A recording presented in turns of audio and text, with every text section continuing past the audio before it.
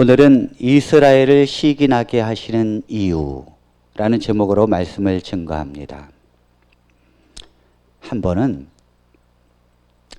어떤 남자가, 중년 남자가 하루하루 일당으로 일하는 남자였습니다. 근데 이 사람이 하루 일과를 마치고 땀이 나는 그 더운 몸을 이끌고 편의점 앞에서 음료수를 하나 사서 그 바깥에 의자에 앉아서 음료수를 마시고 있었어요. 조금 있다가 보니까 한 승용차가 쭉 오더니 그 편의점 앞에 딱 쓴 것입니다. 그리고는 한 여자가 내리는데, 부부가 그 앞에 앉았는데 여자분이 내리더니 그 편의점으로 들어가는 거예요. 뭐 음료수나 뭐 먹을 걸 사러 들어간 거죠. 그리고는 그 남편 되는 사람으로 보이는 사람이 그 앞에 가만히 승용차 앞에 앉아 있는 것입니다. 이때 이 사람이, 야, 저 남자는 참 복도 많네. 어떻게 저렇게 예쁜 부인하고 같이 살까? 또 저 부인이 알아서 차에서 내려서 먹을 것을 사다 주니 얼마나 행복한가. 부러운 것입니다. 잠시 이 중년 부인이 먹을 걸 사고 나와서 차에 가더니 문을 열어서 그 남자가 나오는데, 선글라스를 딱 낀 남자가 나오는데 그 남자의 팔을 이렇게 잡아주는 거예요. 가만히 보니까 그 남자는 시각장애자였어요. 방금 1분 전까지도 저 남자는 얼마나 좋을까. 저렇게 예쁜 부인이 알아서 먹을 것도 사주고 저렇게 차 안에서 가만히 대기만 하고 있으니 얼마나 좋을까. 그렇게 했는데 1분이 채 지나고 나서 저 사람이 얼마나 어렵고 힘들까. 여러분, 제가 왜 이 말씀을 드리는가 하면, 사람이 부분만 알면 오해가 있는 것입니다. 사람이 그 사람의 모든 걸 알지 못하고 부분만 알게 되니까 오해를 하고 잘못된 생각을 하게 되는 거예요. 사람이 얼마나 어리석은가 하면, 부부로 평생을 살아도 남편은 아내를 모르고 아내는 남편을 모르면서 살아요. 그렇게 평생을 같이 밥을 먹은 횟수도 몇 번이고 같이 잔 횟수도 몇 번이면서 그 방과 그 집에서 그렇게 많이 살았어도 제가 목회하면서 느끼는 건데, 그 부인을 저보다도 모르고 그 남편을 저보다도 모르더라고요. 그래서 제가 보니까 사람을 모르게 되면 오해를 하게 되고, 또 부분적으로 알게 되니까 서운하고, 또 부분적으로 알게 되니까 미움이 있는 거예요. 만일 온전히 알게 되면 그렇지 않죠. 제가 그 아내의 맛이라는 이 프로가 있더라고요. 거기에 보니까 이 부부들이 나오는데, 몇 가정을 집안에서 CCTV를 다 달아놓고 집안에서 일어나는 일들을 이제 그 에피소드를 이렇게 이제 보면서 이야기를 꾸려 나가는데, 이 부인이 바깥에도 일을 하고 집에 오니까 이 어린 남자가 그 애를 보면서 막 그 하루 종일 애를 보는데 난장판이죠. 그 부인이 바깥에서 스트레스 받아가지고 들어오는데 보니까 난장판인 거예요. 애기 똥은 막 여기저기 막 있고. 그러니까 집에 오자마자 남편한테 도대체 하루 종일 이것도 안 치워놨느냐고 그러면서 막 화를 내고, 이 똥 이게 뭐냐고 하면서 막 화를 내니까 이 남자가 집을 나가버려요. 근데 이런 거를 CCTV를 다 보고 스튜디오에서 이 두 부부가 보는 거예요. 우리가 왜 싸웠는지, 내가 왜 남편에게 그런 말을 했는지를 보는 거예요. 봤더니 남편이 아기를 보는데 또 전화 오면 또 전화해야 돼, 요리해야 돼, 또 막 하니까 아기가 막 또 설사하고 여기저기 왔다 갔다 해. 하루 종일 그렇게 사는데 너무너무 지친 상태에 있는데 마침 아내가 들어와가지고 하는 말이 도대체 안 치우고 뭐했냐 이거죠. CCTV를 보니까 부인이 내가 들어가서 왜 안 치우고 뭐 했느냐고 하는 이 말이 너무너무 미안한 거예요. 모르니까. 남편이 어떻게 하루를 보냈는지 모르니까. 만일 우리의 남편들이 아내가 하루 종일 집안에서 무엇을 하고 있는지를 CCTV로 다 안다면 돌아올 때에 자기 아내를 안아줄 거예요. 모르니까 와서 밥 줘, 배고파 밥 줘, 이 소리 하는 거죠. 만일 아내들이 내 남편이 바깥에서 하루 종일 어떻게 일하는 거를 CCTV로 다 본다면 남편 돌아올 때 가장 맛있는 음식을 준비해 놓을 것입니다. 왜? 알기 때문에. 그러니까 우리는 부분적으로 알기 때문에 오해를 하고 부분적으로 알기 때문에 싸우고 미워하는 거예요. 이것이 인간의 한계라는 것입니다. 그런데 이렇게 부분적으로 아는 것이 사람도 모르는데 우리가 하나님을 알까요? 하나님을 그 마음을 어떻게 다 알까요? 모르니까 사람들이 하나님을 믿으면서도 하나님에 대한 오해를 하는 것입니다. 정말 성령으로 거듭나고 성령 충만하고 눈물 흘리고 엉엉 울고 난 다음에 깨닫는 게 하나가 있는데 하나님의 마음이 보여지기 시작해요. 요만큼 보여주기 시작하는 것입니다. 하나님을 이해하지 못하고 하나님을 부분적으로 이해하게 되면 성경이 오해가 되어지고 성경의 하나님의 본뜻을 이해하지 못하고 신앙이 자라지 않아요. 자, 하나님께서 로마서에서 11장에 뭐라 그러는가 하면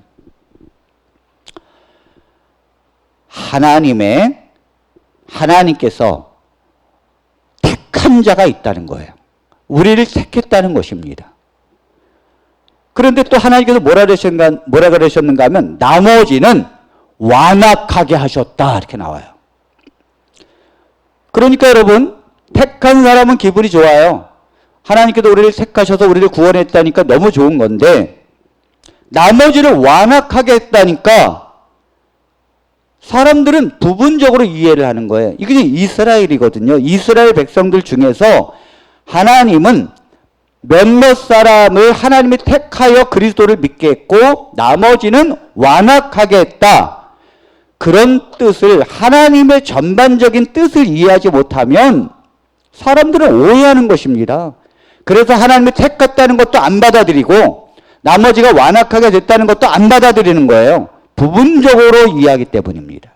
오늘 그래서 하나님께서 왜 이스라엘 백성들을 어떤 백성은 택하시고 어떤 백성은 완악하게 하셨는지 그 이유가 무엇이고 하나님의 본뜻은 무엇인지를 오늘 이 시간에 짧게 살펴보는 시간이 되기를 바랍니다. 자, 먼저 로마서 11장 7절에 있는 말씀을 보겠습니다. 그런즉 어떠하뇨 이스라엘이 구하는 그것을 얻지 못하고 오직 택하심을 입은 자가 얻었고 그 남은 자들은 완악하여 졌느니라. 네, 여기 이스라엘 백성들 중에서 모든 이스라엘 백성들이 얻으려고 했지만 얻지 못했다는 거예요. 오직 택하심을 입은 자가 구원을 받았다는 것입니다. 그 남은 자들은 완악하여졌느니라. 같은 하나님을 믿는 이스라엘 백성이 갈라졌다는 거예요. 어떤 사람은 하나님이 택하셔서 그에게 구원을 주시고 어떤 사람은 완악하게 하셨다는 거죠. 그렇다면 왜 하나님은 나머지 사람을 완악하게 하셨을까요? 자, 11절에 있는 말씀을 보겠습니다. 그러므로 내가 말하노니 그들이 넘어지기까지 실족하였느냐 그럴 수 없느니라. 그들이 넘어짐으로 구원이 이방인에게 이르러 이스라엘에게 시기나게 함이니라. 하나님께서 나머지 완악하게 된 것은 그들의 넘어짐으로 넘어졌다는 것은 완악하게 됐다는 말이에요. 그 이스라엘 백성이 넘어지고 완악하게 되므로 구원이 어디에게로 간다고요? 구원이 이방인에게로 옮겨졌다는 거예요. 하나님은 이스라엘 백성을 완악하게 만든 게 목적이 아니라 하나님의 본뜻은 구원이 이방인에게로 가기 위하여 나머지를 완악하게 하셨다는 거예요. 여러분, 우리가 하나님이 왜 그렇게 하셨는지를 알게 되면 사람이 무슨 행동을 했어요.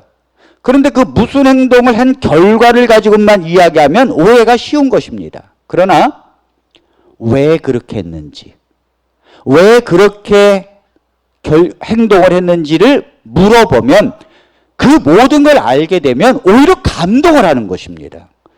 하나님께서 왜 이스라엘 백성들을 나머지를 완악하게 하셨는가? 그것은 이방인으로 구원을 베풀기 위해서입니다. 만일 나머지 이스라엘 백성들이 완악하게 되지 않았더라면 구원이 이방인에게로 절대 가지 않아요.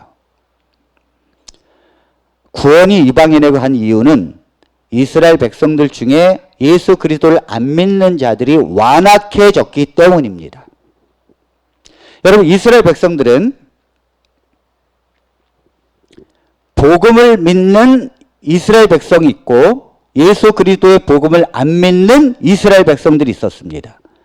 하나님께서는 복음을 믿는 이스라엘 백성들을 택했다고 말씀하시고 나머지는 완악하게 되었다 말씀하십니다. 그런데 원래 이 이스라엘은 수천 년 동안 하나님을 믿고 산 백성입니다. 다른 이방인들은 하나님을 몰랐지만 그들만큼은 하나님을 믿고 율법을 가지고 있었고 말씀을 가지고 있었고 선지자들이 있었어요. 그래서 이스라엘 백성들은 자기들이 구원받은 백성이고 택한 백성이라고 믿었습니다. 그리고 이방인들은 개 취급했어요. 율법도 모르고 하나님도 모르고 개 취급했습니다. 그리고 예수님의 메시아가 유대인들의 혈통으로 오셔서 이스라엘 백성들의 왕이 될 것을 기대했습니다.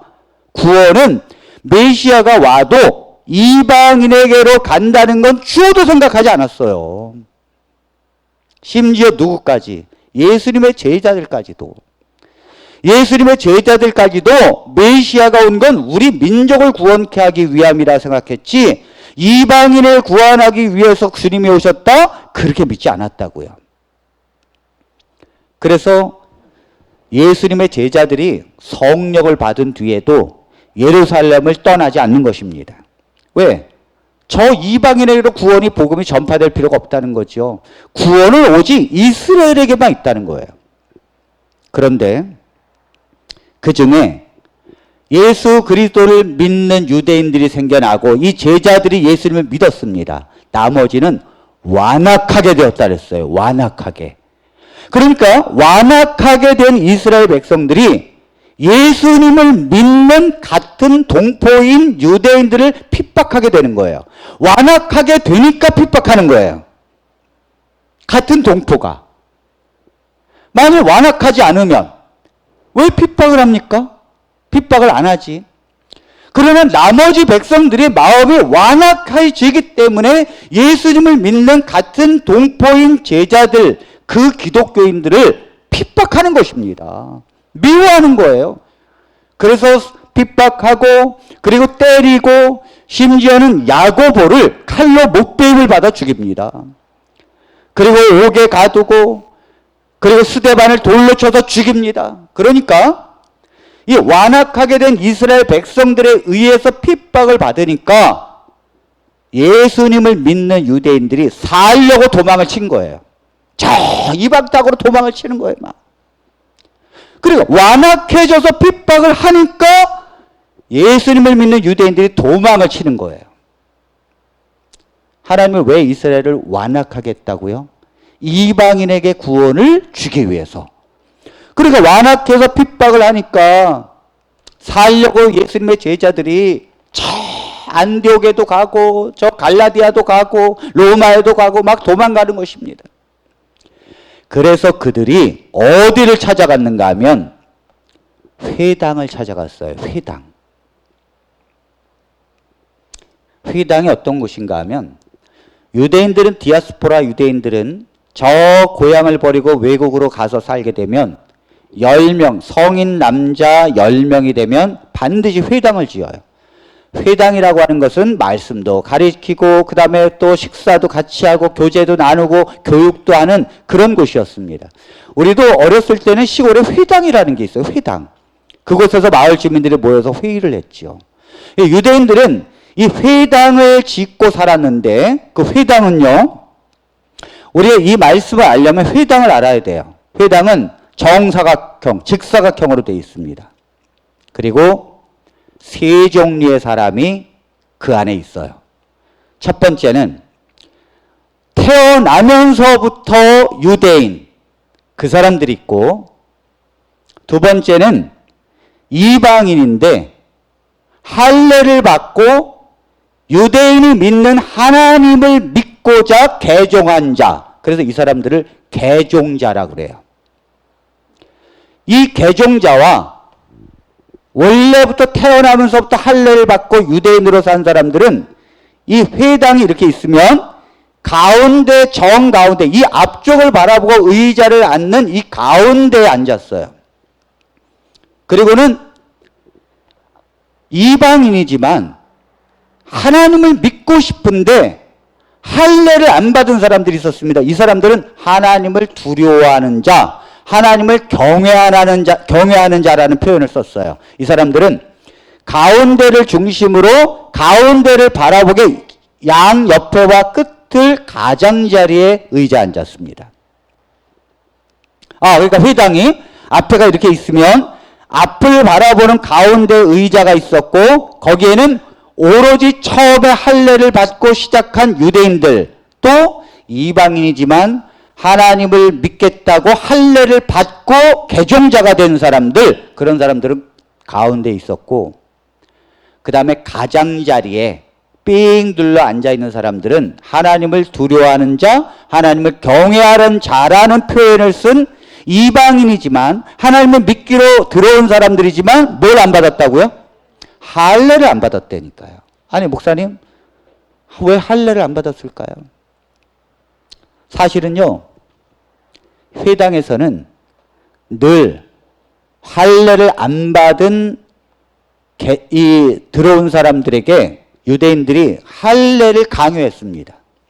할례를 안 받으면 하나님께서 그 언약을 떠난 자들이라고 했다. 그러므로 하나님을 믿으려면 할례를 받아야 된다. 그런데 왜 할례를 안 받는가 하면 할례는요, 당시에 굉장한 거였어요. 이방인들이 할례를 받는다. 그건 완전히 자기의 모든 걸 다 포기하는 거예요. 첫 번째는 당시에는 마취가 없었어요. 그러므로 할례를 받다가 염증이 나고 잘못되면은 위험한 순간도 올 수 있었습니다. 위험했고, 두 번째는 할례를 받으면 도덕적으로 내 몸에 상처를 낸다는 거에 대해서 굉장한 모험이었습니다. 우리가 예전에 보면 우리의 조상들이 이 상투를 절대 못 자르게 했죠. 왜냐하면 부모님이 내게 물려준 이 머리를 어떻게 자르느냐. 하물며 성기에 칼을 댄다? 이건 상상도 할 수 없는 거예요. 여러분들이 텔레비에 보면 아프리카 사람들 중에 이 여기를 뚫어가지고 왜 이렇게 뭐 쟁반같이 되는 희한한 거 있잖아요.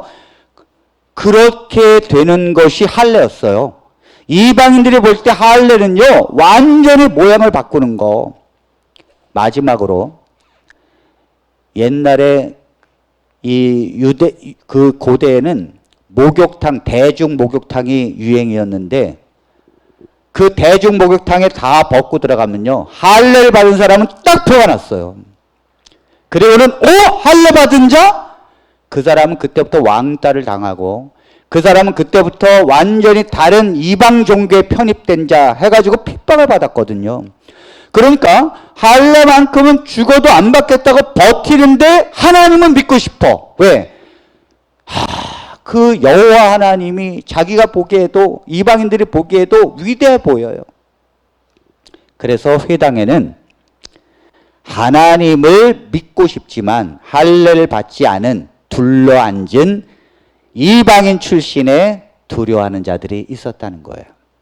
그런데 하나님의 예수님의 제자들이 핍박을 받아서 외국으로 가니까 회당에 갔어요. 거기서 뭐라 그랬겠어요? 여러분, 예수 그리스도를 믿어야 합니다. 그분은 우리의 모든 죄를 속죄하셨습니다. 그분께서 우리의 구원자가 되셨고 여러분들의 모든 죄가 사해졌습니다. 하나님의 자녀가 될 수 있습니다. 그러니까 누가 이 세 무리 중에 그리스도를 믿게 되었을까요? 여기 앞에 있는 유대인들은요, 반발했어요. 왜?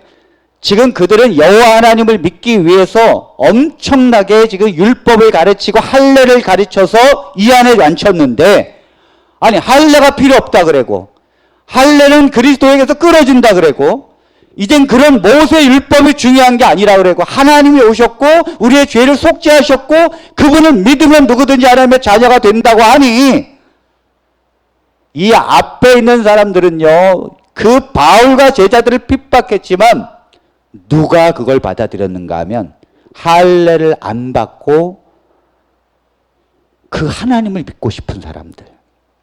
그러니까 어느 날 그 사람들끼리 공유를 하는 거예요. 야, 할례 안 받아도 된대잖아.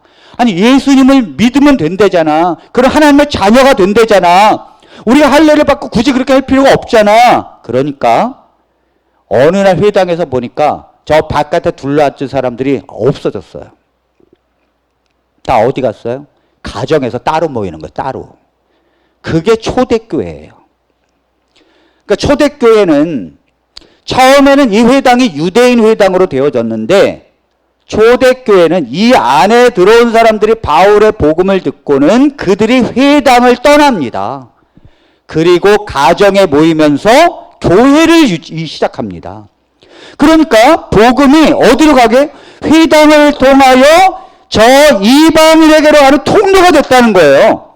하나님께서 이 백성을 통하여 회당으로 들어오게 하셨고, 이 제자들은 그 회당에서 그리스도의 복음을 외칠 때 회당의 무리들이 갈라지면서 할례를 받지 않은 사람들이 그리스도의 복음으로 기뻐하고, 그들은 가정에 모이면서 교회를 하고, 드디어 이 교회가 점점 커지고, 아, 할례 안 받아도 된다, 그리스도를 믿기만 하면 하나님의 자녀가 되고 여호와 하나님이 우리 하나님이다. 그러니까 급속도로 하나님의 복음이 퍼지는 거예요.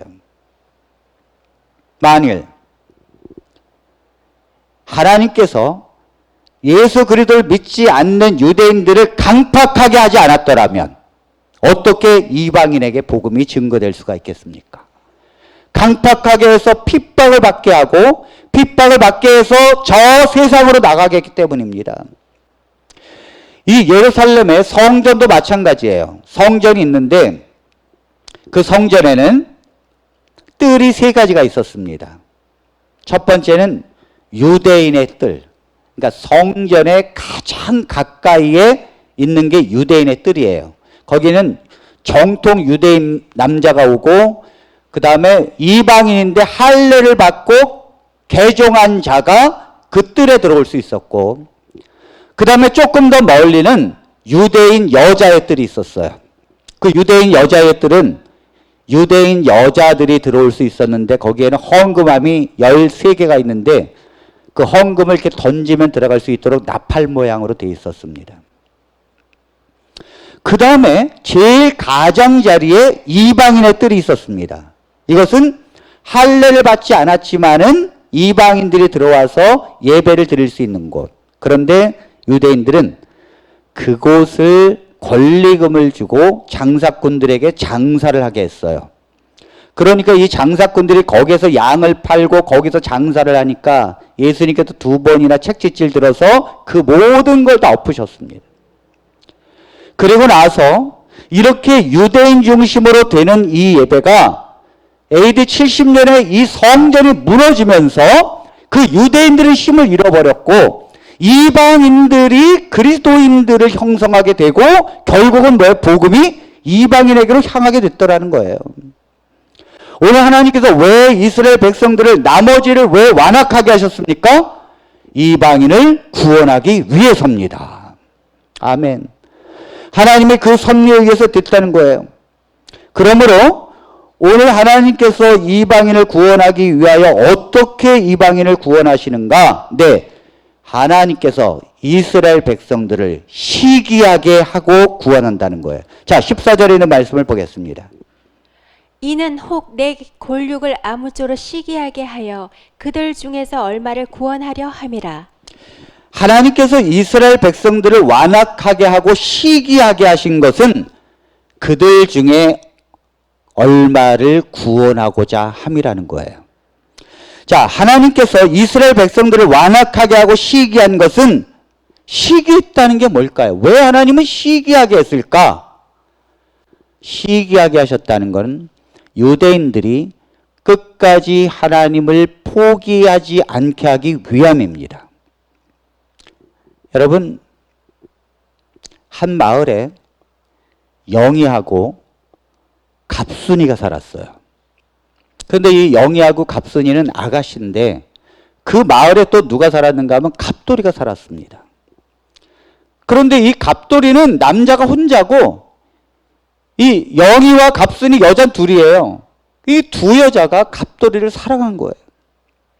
근데 갑돌이는 누구를 사랑했는가 하면 누구를 사랑했겠습니까? 갑돌이는 갑순이를 사랑했어요. 그러니까 영희가 시기심이 나가지고 잠을 못 자는 거예요. 시기심이 나서. 여러분, 이 영희가 시기심이 났다는 건 뭐냐면 그래도 갑돌이를 포기하지 않겠다는 뜻이에요. 만일 포기하게 되면 아휴, 그래, 너희들 둘이 잘 먹고 잘 살아라, 그러면서 그냥 신경도 안 쓰는데, 그걸 시기한다는 것은 갑돌이를 포기하지 않는다는 말이에요. 왜 하나님께서 저 유대인들을 시기하게 만드시는가 하면 하나님을 지금까지 믿고 있던 걸 결코 포기하지 않게 하기 위해서예요. 그래서 하나님이 그 마음에 시기심을 주는 거예요. 유대인들은 저 이방인에게로 복음이 들어가게 되면서 시기심이 있습니다. 왜? 예전엔 자기들만 축복을 받았어요. 자기들만 여호와 하나님을 섬겼습니다. 자기들만 하나님께 예배하고 기도했습니다. 하나님이 자기들에게 축복해 주었어요. 그런데 복음이 이방인에게로 가니까 그들이 여호와를 불러. 그리고 그들이 하나님을 찬양해. 그리고 그 하나님을 인하여 기뻐해요. 그리고 하나님께서도 그들에게 축복을 해주는 게 눈에 보여요. 그러니까 얼마나 시기심이 있겠어요. 왜 하나님께서 저 완악하게 된 이스라엘 백성들을 시기하게 하시는가? 그들이 하나님을 믿는 것을 포기하지 않게 하기 위해서입니다. 사람이 시기하게 되면 결코 포기하지 않는다는 거예요. 그러니까 지금 이스라엘 백성들이 가만히 보니까 이방인이 하나님을 믿고 하나님의 축복으로 된 땅들로 변하는데, 유럽을 보십시오. 하나님을 믿고 하나님을 섬기는 나라들이 얼마나 잘 사는가. 유대인들은 망해가지고 2000년 동안 떠돌아다니는데, 하나님을 영접한 교회들은, 또 그 영접한 나라들은 하나님의 축복의 대상이 되었어요. 미국 같은 나라는 시작한 지 얼마 되지도 않았는데 하나님을 믿고 그 믿음으로 시작한다고 하니까 하나님이 축복을 해줍니다. 반면에 유대인들은 뭐예요? 세상에서 핍박받고 떠돌아다니고 나라 없이 서럽게 다닙니다. 그러니까 이 이스라엘 백성들이 시기가 일어나는 거예요. 야, 하나님이 우리만 사랑해야 되는데 하나님께서 우리를 사랑하는 게 아니라 저들을 사랑하고 있구나. 시기에서 이스라엘 백성들이 이를 악물었습니다.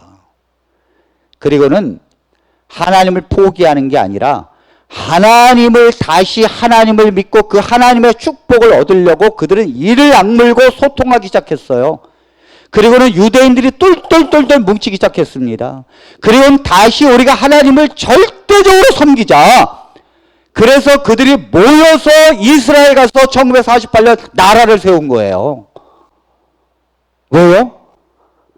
하나님이 그들을 시기하게 하심으로 그들이 하나님을 믿는 것을 포기하지 않게 하시는 거예요. 하나님은 우리도 사랑하지만, 미안한 말이지만 우리보다 더 유대인들을 사랑하십니다. 틀림없어요. 사람들은 착각을 해요. 성경에서 하나님이 나를 가장 사랑하신다고 그래요. 나를. 그러나 하나님은 유대인들을 결코 버리지 아니하시고 그 유대인들을 지금도 사랑하시고, 하나님께서 이방인에게로 구원이 이르게 된 것은 유대인들을 시기나게 하시고 그들로 하여금 결코 하나님을 포기하지 않게 만드실 하나님의 섭리라는 걸 기억해야 될 줄로 믿습니다. 자, 그리고 25절 26절에 보겠습니다. 형제들아 너희가 스스로 지혜 있다 하면서 이 신비를 너희가 모르기를 내가 원하지 아니하노니, 이 신비는 이방인의 충만한 수가 들어오기까지 이스라엘의 덜어는 우둔하게 된 것이라. 그리하여 온 이스라엘이 구원을 받으리라. 기록된 바 구원자가 시온에서 오사 야곱에게서 경건하지 않은 것을 돌이키시겠고. 하나님께서 이 완악하게 된 이유가 뭐냐면, 이방인의 충만한 수가 하나님의 백성으로 들어오기까지 유대인들은 완악하게 될 것이니라. 그러니까 이방인들이 구원을 받는 사람이 다 받기까지 이스라엘이 완악하게 될 거라는 거예요. 이 말씀은 결국 그 이후에 어떻게 된다는 말이에요. 이스라엘 백성 외에 이방인의 충만한 수가 들어오게 되면, 그러면 이스라엘에게 하나님의 복음이 들어가서 그들의 완악한 것이 무너지겠다는 게 아닙니까? 그래야 온 이스라엘이 구원을 받으리라. 이 말은 영적 이스라엘과 육적 이스라엘이 여호와 하나님을 인하여 예수 그리스도의 복음을 인하여 구원을 받겠다는 거예요. 아멘입니까? 이것이 하나님의 뜻이에요. 자, 어떻게 유대인들이 예수님을 믿는 백성으로 돌아올까요? 저 유대인들이, 마음이 강팍한 유대인들이 이방인의 충만한 수가 들어올 때까지 나중에 어떻게 그들이 예수님을 믿고 돌아올까요? 하나님께서 그들을 시기하는 마음으로 주셨기 때문에 가능한 거예요. 여러분, 영희가 갑돌이를 갑순이에게 뺏겼잖아요. 그래서 너무너무 시기심이 일어나는데 다시 생각해 보니까 작전을 썼어요. 어떻게 썼는가 하면, 그래, 내가 갑돌이의 마음을 다시 얻기 위해서 내가 뜨개질을 해야겠다. 그 뜨개질을 배워요. 그리고는 목도리를 땁니다.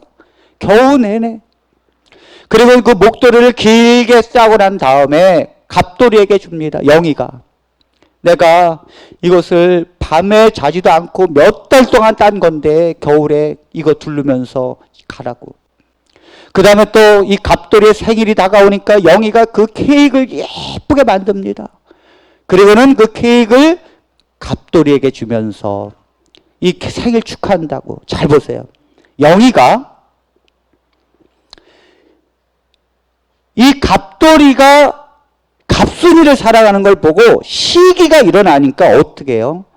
더 잘해서 이 갑돌이의 마음이 내게로 돌아오도록 열심을 내잖아요. 유대인들이 이방인에게로 복음이 들어가고 그들이 구원받고 하나님의 백성이 되니까 시기심이 일어나니까 그들이 하나님을 얼마나 잘 섬기려고 노력하는지 모릅니다. 여러분, 지금 이 기독교는요, 우리가 100년 전에 기독교가 우리나라에 들어와가지고 복음을 믿고 그 다음에 지금 기독교가 이제 떠납니다. 우리의 자녀의 세대에서 그 손자의 세대 가면 몇 명이나 하나님을 믿고 살겠어요?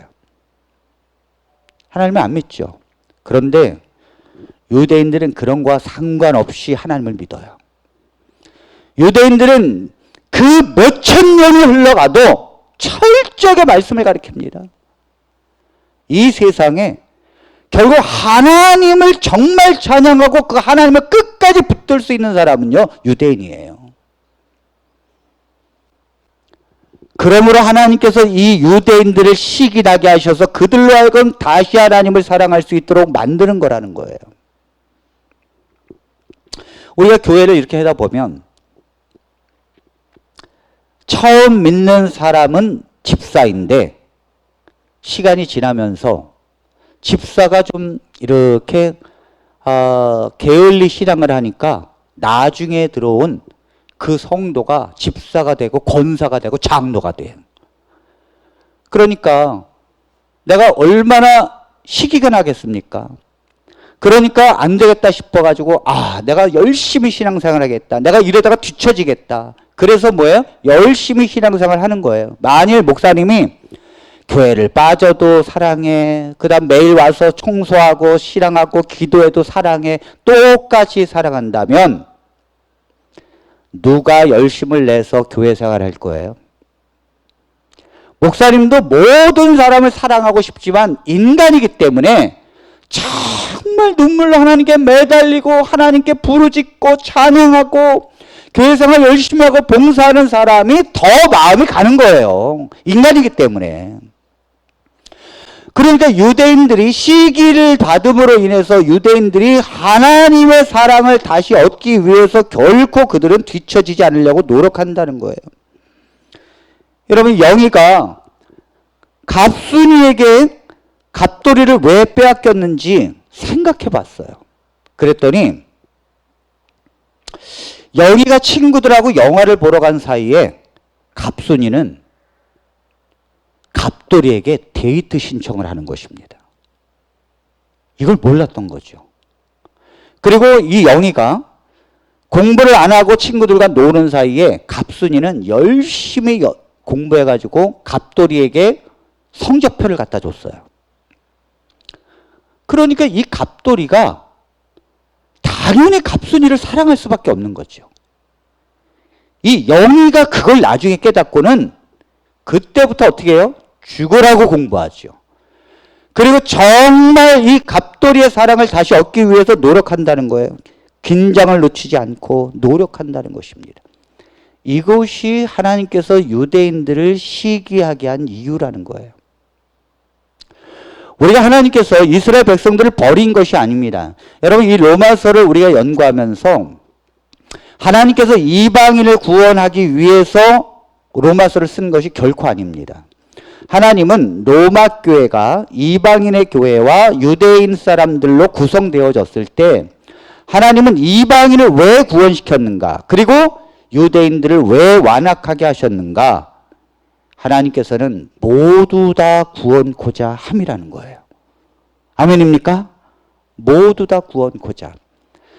그래서 이스라엘 백성들도 구원을 받고 이방인들도 구원을 받기 위함입니다. 하나님께서 오늘 우리에게 주시는 이 말씀이 핵심이 뭡니까? 여러분들이 신앙을 하는 데 있어서 시기심을 갖고 긴장을 늦추지 않고 하나님을 섬겨야 된다는 거예요. 만일 우리가 시기심을 갖지 않고 긴장하지 않고 하나님을 섬기게 되면, 제가 목회를 하는데 우리 성도들이 주일날 빠져도 되고 헌금도 안 내도 되고 교회 봉사 오지 않아도 그냥 이래도 흥 저래도 흥 하면 성도들이 그거에 대해서 아무런 반응이 없으면 성도들은 신앙이 나태해져 가요. 그러나 교회는 때로는 내가 하나님께 더 가까이 가기 위하여 노력해야 합니다. 내가 하나님을 더 섬기기 위해서 더 가까이 가기 위해서 매달려야 합니다. 천국은요, 침노하는 자의 것이라 그랬어요. 천국은 그냥 주어지는 게 아니에요. 그 천국을 사모하고 그 천국을 향하여 나아가려고 하는 자에게 주어지는 줄로 믿습니다. 하나님께서 성령을 통해서 아무나 주는 게 아니에요. 성령은 그냥 성령 필요도 없어. 그 성령이 내게 뭐가 중요해? 이런 사람에게 성령이 오는 게 아니에요. 성령은 하나님 앞에 성령을 부어달라고 매달리는 자. 아무개한테 성령이 갑니다. 그러면 하나님, 왜 내게는 그런 성령이 안 옵니까? 하나님, 내게도 성령이 주어져서 하나님을 사랑하게 해달라고. 이렇게 매달리고 하나님 앞에 기도하는 성도에게 하나님의 축복해 준다는 거예요. 신앙은요, 그렇게 하는 거예요. 저 사람이 성령을 받아도 그게 나하고 뭔 상관이 있는가? 저 사람이 하나님을 눈물로 기도해도 아이고 그게 무슨 나하고 상관이 있는가? 신앙은 그렇게 하는 게 아니에요. 신앙은 하나님이 시기 나게 한다는 거예요. 그래서 그들로 하여금 더 하나님을 향하여 경주하게 한다는 것입니다. 그러면 왜 하나님께서는 그 하나님을 향하여 경주하게 하십니까? 왜 너희들은 서로 시기하면서 서로 더 잘하려고 노력해라고 말씀하십니까? 하나님의 상급이 있기 때문입니다. 하나님께서 그런 상급을 우리에게 주시고자 우리를 시기나게도 하시고 우리를 선의의 경쟁을 하게도 하십니다. 그렇다고 이 시기가 남을 비방하는 것이 아니에요. 시기가 남을 비방하고 정죄하기 위해서 시기하는 것이 아닙니다. 내가 하나님 앞에 더 달려가고 그 하나님을 더 사랑하기 위해서 경주하는 자세로 살아야 된다는 걸 말씀하고 있는 것입니다. 오늘 우리 모든 성도님들이 그러한 믿음으로 살게 되기를 간절히 바랍니다. 그리고 여러분들이 유대인들을 향하여 갖는 마음이 유대인들은 예수님을 버린 자, 그들은 지금도 예수 그리스도를 영접하지 않는 자, 그리고 그들은 예수 그리스도를 믿지 않아서 저주받은 자라고 생각하면 안 됩니다. 하나님은 여전히 그들을 사랑하시며 그들을 인도하기 위한 모든 걸 하고 계시다는 사실을 믿어야 합니다. 그리고 우리가 기도해야 될 정작 중요한 것은 저 유대인들을 통하여 하나님께서 영광 받을 수 있도록 저 유대인들이 하나님을 부르짖고 예수 그리스도를 영접해서 그 유대인들이 하나님 앞에 무뚝 서게 되기를 기도하는 우리 교회가 되기를 바랍니다. 그리고 그들과 함께 우리 모든 성도님들이 이방인으로서 하나님의 백성으로서 승리하는 저와 여러분들이 되시기를 간절히 바라면서 말씀을 마칩니다.